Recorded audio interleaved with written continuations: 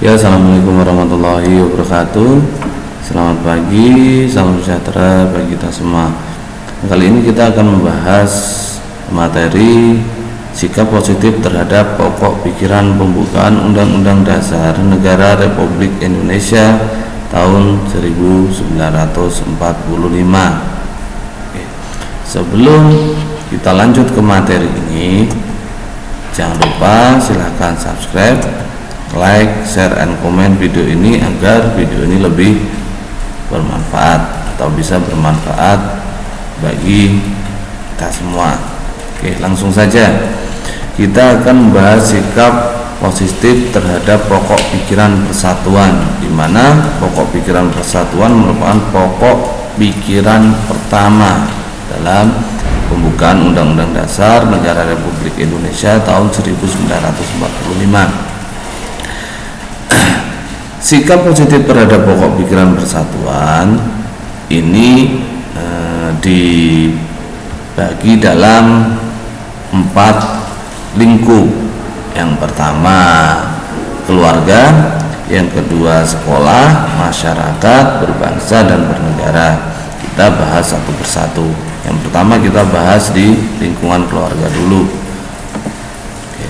Contoh pokok pikiran persatuan dalam lingkungan keluarga yaitu menghargai sesama anggota keluarga, menjaga sesama anggota keluarga, rukun serta sopan santun dengan saudara dan terlebih orang tua. Selanjutnya di lingkungan sekolah.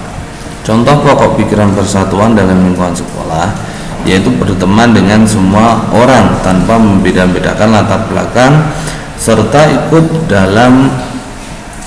ikut dan berperan aktif dalam kelompok belajar.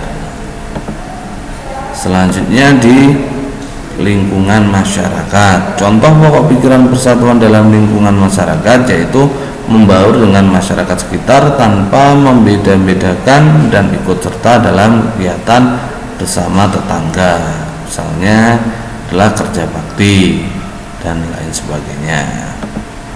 Selanjutnya dalam lingkup berbangsa dan bernegara. Contoh pokok pikiran persatuan dalam lingkungan negara atau lingkup berbangsa bernegara yaitu mendahulukan kepentingan bangsa dan negara di atas kepentingan pribadi dan golongan, serta menghormati orang lain yang berbeda suku, ras, dan agama.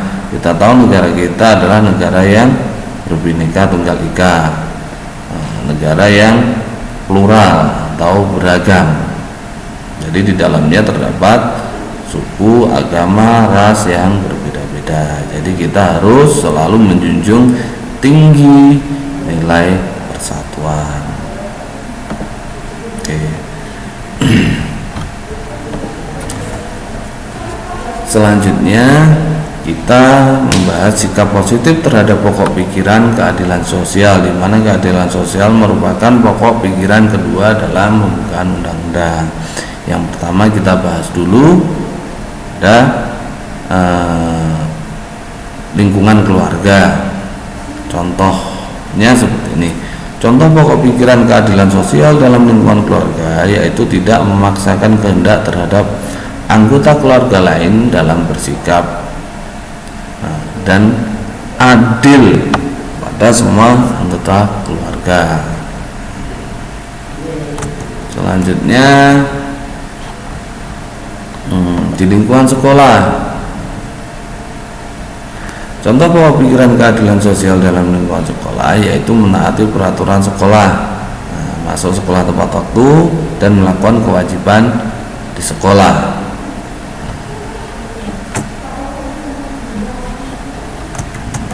Selanjutnya di lingkungan masyarakat. Contoh pokok pikiran keadilan sosial dalam lingkungan masyarakat yaitu menjaga pergaulan dan harmoni dengan tetangga dan membantu tetangga yang mengalami kesusahan atau membutuhkan bantuan. Selanjutnya contoh pokok pikiran keadilan sosial dalam lingkungan negara yaitu membayar kewajiban terhadap negara tepat waktu, yaitu pajak dan pajak ya, mulai dari pajak kendaraan bermotor, pajak terus membayar iuran listrik, PDAM dan lain sebagainya. Nah, dan menjaga peralatan atau menjaga fasilitas umum dan menjaga ketertiban yang ada di masyarakat. Selanjutnya sikap positif terhadap pokok pikiran kedaulatan rakyat, di mana kedaulatan rakyat ini merupakan pokok pikiran ketiga dalam pembukaan Undang-Undang Dasar Negara Republik Indonesia tahun 1945. Yang pertama kita bahas di lingkungan keluarga dulu. Contoh pokok pikiran kedaulatan rakyat dalam lingkungan keluarga yaitu berdiskusi dan bermusyawarah untuk menentukan tindakan yang tepat dalam berbagai hal, seperti perihal pemenuhan kebutuhan dan penyelesaian persoalan bersama, khususnya dalam lingkup keluarga. Selanjutnya di lingkungan sekolah, contoh pokok pikiran kedaulatan rakyat dalam lingkungan sekolah yaitu melakukan musyawarah dan mufakat untuk menyelesaikan masalah bersama dan menghargai pendapat teman dalam diskusi kelompok. Nah, ada juga kedaulatan rakyat di lingkungan sekolah, contohnya ikut serta dalam kegiatan pemilihan OSIS, itu merupakan contoh pokok pikiran kedaulatan rakyat di lingkungan sekolah.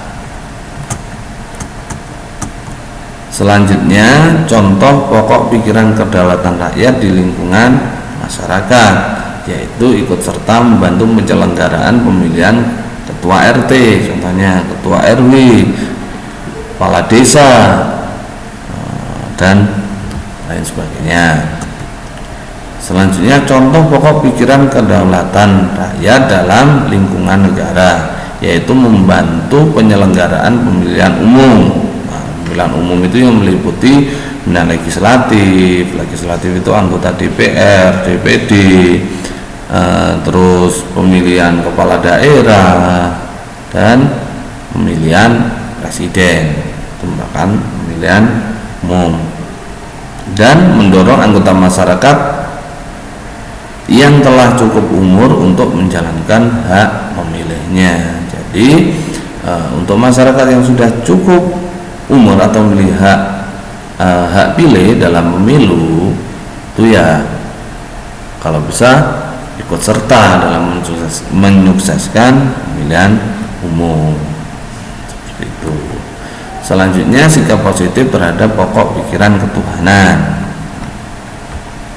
di lingkungan keluarga. Contoh pokok pikiran ketuhanan yang Maha Esa dalam lingkungan keluarga yaitu rajin beribadah bersama saudara dan orang tua, menjalankan perintah yang baik dari orang tua dan menjalin silaturahmi antar saudara. Itu merupakan contoh pokok pikiran ketuhanan yang Maha Esa dalam lingkungan keluarga. Selanjutnya di lingkungan sekolah, contoh pokok pikiran ketuhanan yang Maha Esa dalam lingkungan sekolah yaitu menghargai teman sekolah yang berbeda agama.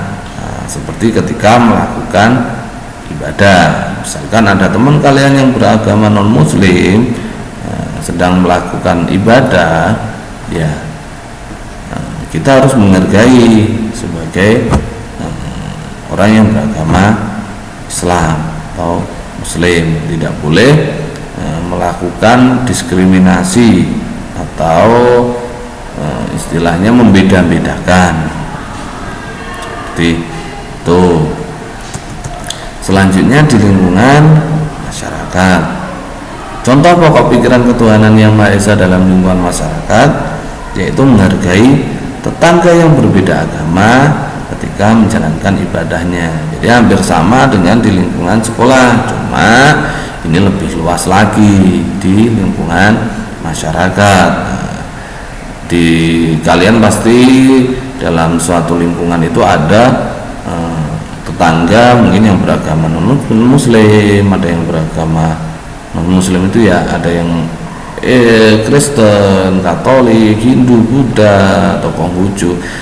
Kita sebagai masyarakat atau sebagai warga negara Indonesia, sebagai bangsa Indonesia, kita harus saling menghargai perbedaan tersebut.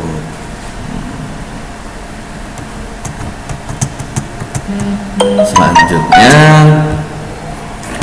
dalam lingkup berbangsa dan bernegara.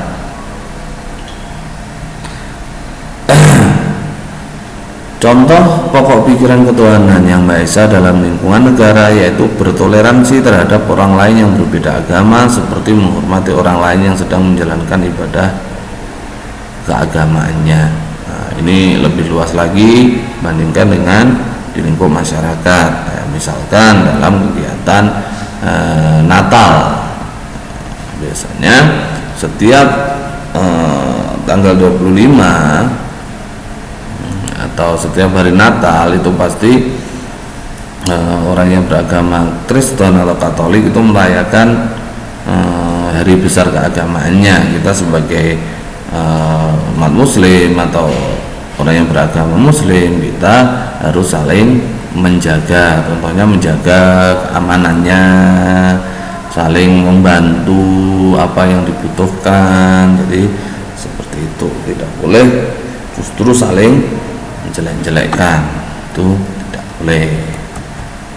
Oke, cukup itu saja. Semoga materi ini lebih bermanfaat dan kalian bisa memahami materi ini.